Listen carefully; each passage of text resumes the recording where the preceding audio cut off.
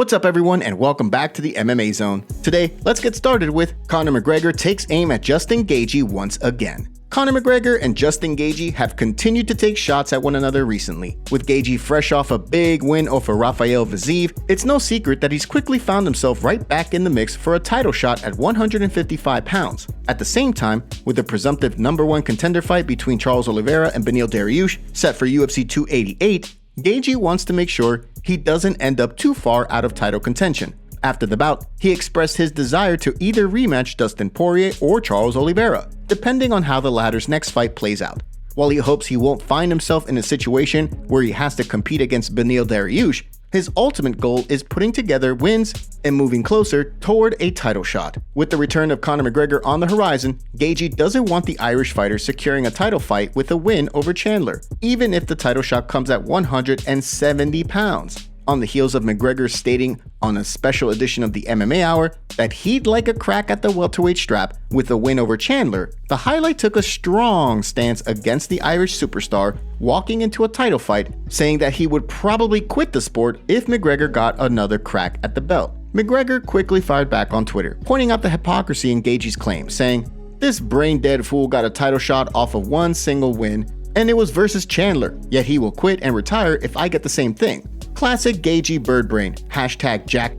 2 title attempts, no wins." Of course, the two men could be eyeing a fight against one another in the future. Given the ongoing back and forth between the pair over the years, it's no secret that they notably dislike one another. Do you think McGregor will be able to call his shot and compete for a title with a win over Michael Chandler thanks to his drawing power? Drop your thoughts in the comments section below. Gilbert Burns plans to steal a title shot with a win over Jorge Masvidal. Given the controversy surrounding Colby Covington being named the welterweight #1 contender, both Gilbert Burns and Jorge Masvidal are eager to put on a show at UFC 287. As both men have revealed leading up to the fight, with a big performance, they both believe they can cut the line and cement their place as the division's top contender.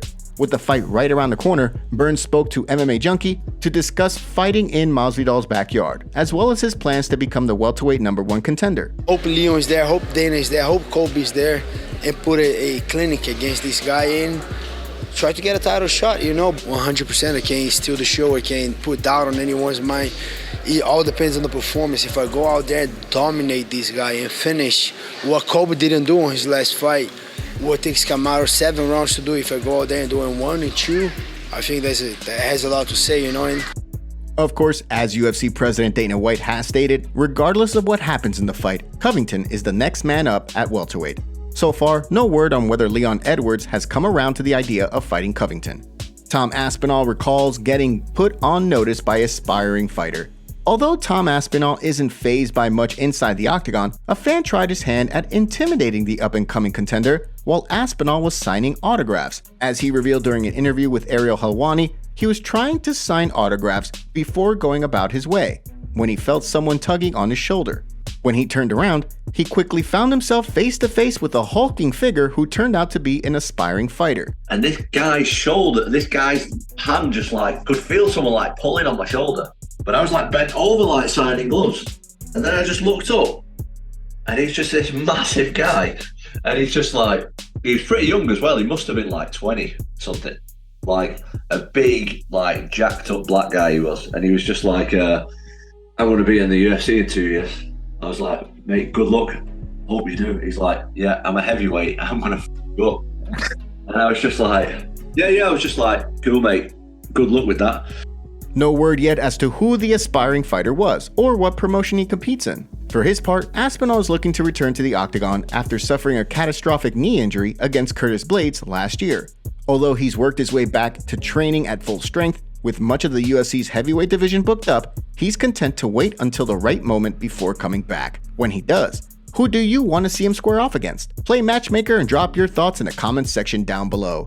Before we continue, make sure you give that like button some love, and be sure to subscribe to the MMA Zone for all of the latest news. Gilbert Burns predicts Conor McGregor's welterweight run. As Conor McGregor sets his sights on chasing UFC gold at welterweight, many are skeptical of whether or not the Irish star can make waves in a division where many of the top-ranked fighters are larger than him. While McGregor has teased fighting as high up as 185 pounds, Gilbert Burns has his doubts about whether or not McGregor is able to find success at welterweight. Despite the fact that he holds wins over Nate Diaz and Donald Cerrone, Burns doesn't think he fares well against the best of the best at 170 pounds. The only thing that he can do at 170 make whoever's the champion reach. I hope it's me, but if it's Leon, if it's Colby, if whoever it is, you're gonna get a lot of money, but I don't think it's gonna be a hard fight. I think when his mind is in there, when he's commit training, no whiskey, no crazy stuff, if they lock him up and this guy is focusing training, he's very dangerous. I don't think that's the case. Of course, before McGregor sets his sights on the UFC's welterweight division, he'll have to get through Michael Chandler. So far, however, there have been plenty of questions regarding McGregor's eligibility. While the former champ believes he simply needs to produce 2 clean tests, USADA has maintained that they want him to go through the necessary 6-month testing period before booking a fight. How do you see McGregor's return playing out? Sound off in the comment section below.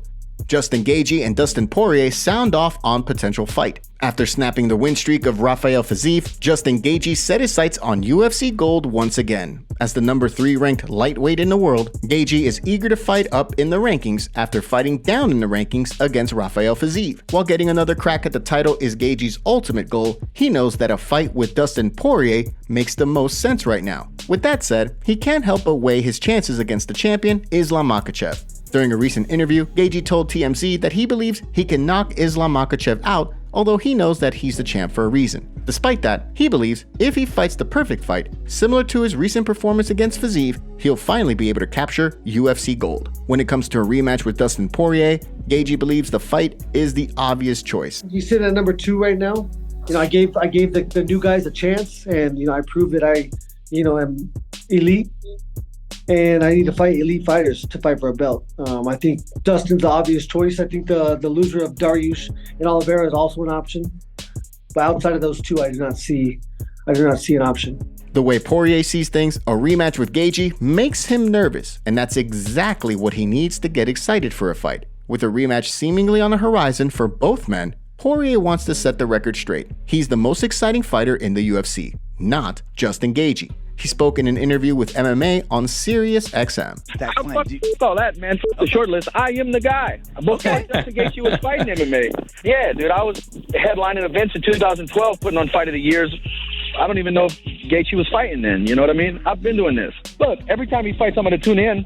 But I stopped the guy in a Fight of the Year. What are you talking about? Poirier turned pro in 2009, while Gaethje didn't go pro until midway through 2011. By that time, Poirier had already begun to make a name for himself in the WEC. After 2 fights under the WEC banner, Poirier made his UFC debut on January 1st, 2011, 7 months before Gaethje debuted as a pro. With both men seemingly interested in a rematch, how do you see things playing out if the two square off against each other once again? And now for our breaking news story of the day. We have Colby Covington versus Leon Edwards being targeted for UFC London on July 22nd. It's official. Colby Covington will get the next title fight. Do you think Colby Covington will be able to take the belt from Leon Edwards? Thanks for watching the video. Make sure to subscribe and click the notification bell to stay up to date with MMA news every day. Here are the top comments from yesterday's video. If Izzy loses this fight, I'll watch Costa versus Izzy again. Think Costa got caught up in the lights in the last fight. I thought that O'Malley's bad news would be that they ran out of pink hair dye at his local pet store. Colby didn't seem to have the problem Sean had. Wait a minute, didn't Adesanya already raw dog Costa? And those were the top comments from yesterday's video. If you want to be featured on our next video, make sure to leave a comment and don't forget to check out yesterday's video in case you missed it.